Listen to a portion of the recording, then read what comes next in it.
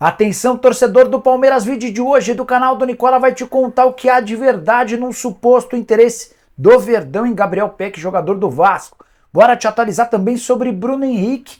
O empresário do atacante está chateado com dirigentes do Flamengo e não é a primeira vez.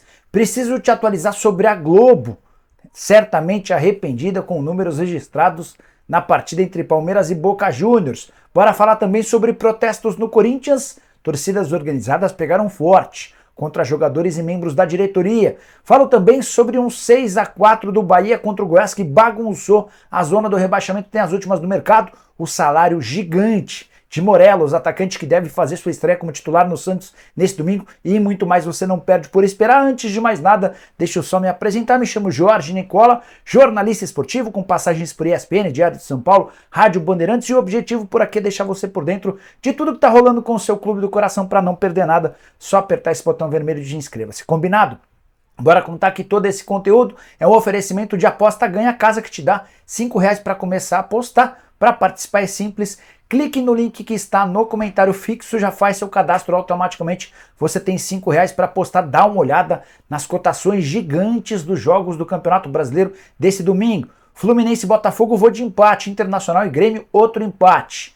Agora resultados mais previsíveis, Palmeiras e Santos, estou imaginando vitória do Palmeiras, Galo e Curitiba, estou imaginando vitória do Atlético, Atlético Paranaense e Red Bull Bragantino, vou de CAP, para fechar Fortaleza e América, vou de Fortaleza. Então não perde tempo e vem se divertir comigo na aposta ganha, link no comentário fixo, você clica lá, faz o cadastro e automaticamente já tem R$5 para começar a apostar, beleza? Bora começar o vídeo com o tradicional giro de notícias e a primeira informação vem da Inglaterra. Murilo, ex-zagueiro do Corinthians, fez sua segunda partida pelo Nottingham Forest e deixou mais uma vez excelente impressão. O time dele não tomou gols no empate em 0-0 com o Crystal Palace fora de casa e o Murilo quase marcou um golaço. Ele sai driblando 3 adversários, bate com o pé direito, obrigando o goleiro do Crystal Palace a fazer grande defesa. A segunda informação vem da Espanha. O Real Madrid venceu o Osasuna por 4-0 com grande atuação de Bellingham, jogador recém-contratado, e de Vinícius Júnior. O Bellingham fez 2 gols, o Vinícius Júnior marcou 1 e o Rosselló completou o placar. Queria chamar atenção para os números do atacante inglês. Mas nem atacante, o meio atacante inglês. O Bellingham tem 10 gols em 10 jogos com a camisa do Real Madrid. Hora de falar sobre Morelos, o atacante colombiano de 27 anos de idade, um dos reforços do Santos contratados na última janela, demorou a se adaptar, a entrar, deve atuar pela primeira vez como titular nesse jogo de domingo contra o Palmeiras na Arena Barueri. Ele chegou completamente fora de forma e precisou de mais tempo do que os companheiros para adquirir uma condição física ideal. Só jogou até agora 13 minutos naquela derrota contra o Cruzeiro dentro de casa. Nos 2 jogos seguintes foi para o banco de reservas, mas não saiu diante de uma série de desfalques. Morelos é novidade para o jogo contra o Palmeiras e a informação exclusiva vem agora. O Santos precisou abrir os cofres para contratar o colombiano. R$900 mil por mês é quanto o Peixe vai pagar até dezembro de 2025 para ter o Morelos. Esse valor inclui salários, direitos de imagem e luvas.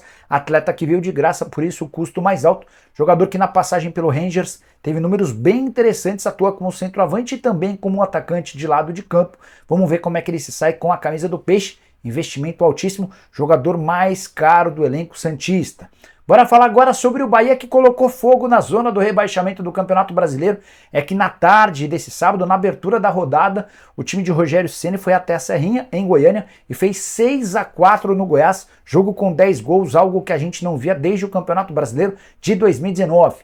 O Bahia chega a abrir 2-0, toma o 2-1, faz 3-1, toma o 4-3 e vira mais uma vez para vencer por 6-4 num jogo maluco. Os gols do Bahia, 3 do Everaldo, 1 do Gilberto, o Ratão também marcou e o Bel fechou a conta.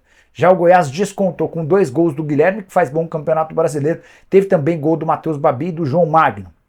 Com o resultado, o Bahia deixou a zona do rebaixamento e pulou para o 15º lugar com 28 pontos. Já o Goiás entrou na zona do rebaixamento com 27 pontos.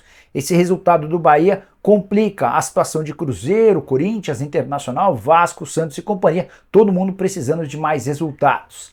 Bora falar agora sobre o protesto no Corinthians. Gaviões da Fiel e outras torcidas organizadas se encontraram na porta do Parque São Jorge na tarde desse sábado para protestar contra a diretoria, elenco e muito mais.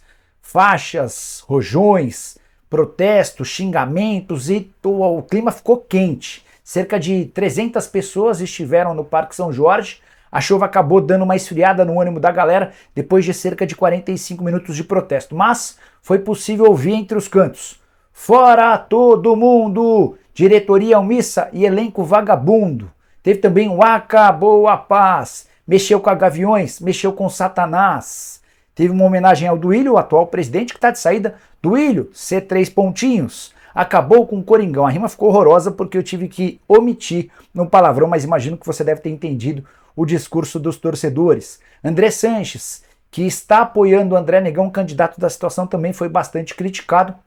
Gaviões da Fiel, em especial, tem feito campanha pela vitória de Augusto Melo, candidato de oposição. Vale a lembrança de que a eleição está marcada para 25 de novembro e esses protestos todos acontecem horas antes de uma partida super importante pro Corinthians. Timão e Flamengo se enfrentam a partir das 21 na Neoquímica Arena e no domingo a gente volta para trazer bastidores desse jogo, beleza? Quero falar agora sobre a Rede Globo de televisão, a principal emissora do país. Certamente deve ter se arrependido depois de ver os números de Palmeiras e Boca Juniors, especialmente na ESPN. O pessoal do site F5, que trabalha com televisão e bastidores, contou que a ESPN conseguiu a maior audiência de sua história. Desde a fundação da emissora em 1994, foram 16 pontos de média no empate entre Palmeiras e Boca Juniors, 1-1, e 18 pontos de pico de audiência. Nunca em toda a sua história a ESPN havia registrado números tão altos, números estratosféricos. Só a título de comparação é legal dizer por que eu citei o SBT, porque a ESPN conseguiu ficar à frente do SBT.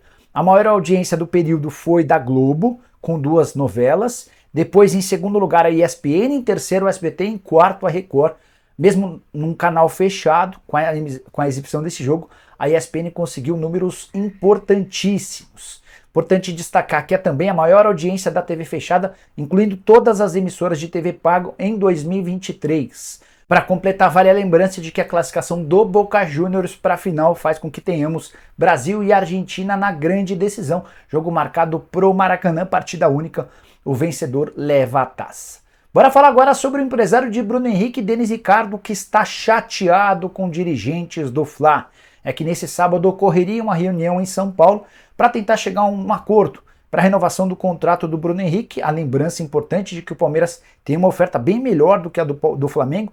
O Verdão ofereceu 2 anos de contrato, prorrogáveis por um terceiro, com 2 milhões de reais entre salários, direitos de imagem e luvas. A oferta do Flamengo, que já foi recusada, era de manutenção do atual salário, 1.250.000 por mês e contrato de apenas 1 ano. O Denis Ricardo esperava que nesse encontro o Flamengo se equiparasse à proposta do Palmeiras para que pudesse haver um avanço em relação à renovação de contrato. Marcos Braz e Bruno Spindel, que estão em São Paulo por conta da realização do jogo contra o Corinthians, haviam pedido a marcação dessa reunião, mas desmarcaram sob a alegação de que o foco hoje do Flamengo está no anúncio da contratação do Tite. Confesso para vocês que entendo perfeitamente a chateação do Denis Ricardo e do Bruno Henrique. Não é a primeira vez, tá? O Bruno Henrique lá no começo da temporada havia pedido aos dirigentes do Flamengo que essa renovação de contrato fosse feita antes dos 6 meses finais para evitar qualquer tipo de especulação. O Flamengo ignorou esse pedido e deixou para conversar com ele depois que ele conseguiu voltar a jogar e mostrou condição de estar bem.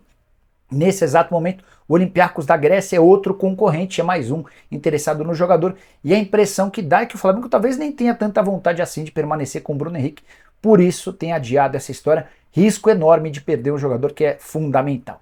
Quero fechar o vídeo para repercutir uma informação trazida na tarde desse sábado pelo canal Pé de Porco, que cuida sobre notícias do Palmeiras. De acordo com a apuração do pessoal de lá, o jogador que interessa ao Palmeiras no Rio de Janeiro não é o Bruno Henrique, e sim o Gabriel Peck. Há um equívoco importante nessa afirmação.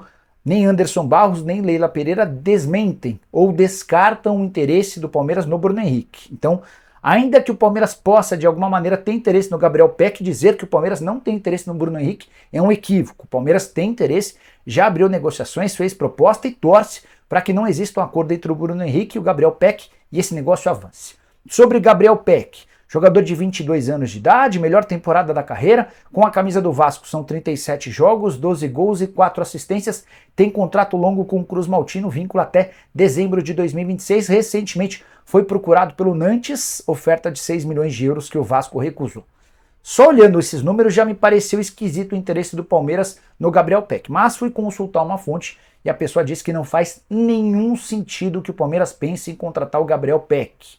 Especialmente porque esse tipo de jogador, que não é titular absoluto, não tem papel de protagonista nem no seu time, você traz um jogador desse e ele tira espaço de jogadores extremamente importantes e com enorme futuro, como por exemplo o Luiz Guilherme e também o Messinho. O Luiz Guilherme, que eu contei para vocês com exclusividade, já tem oferta do Bayern de Munique e também do Chelsea.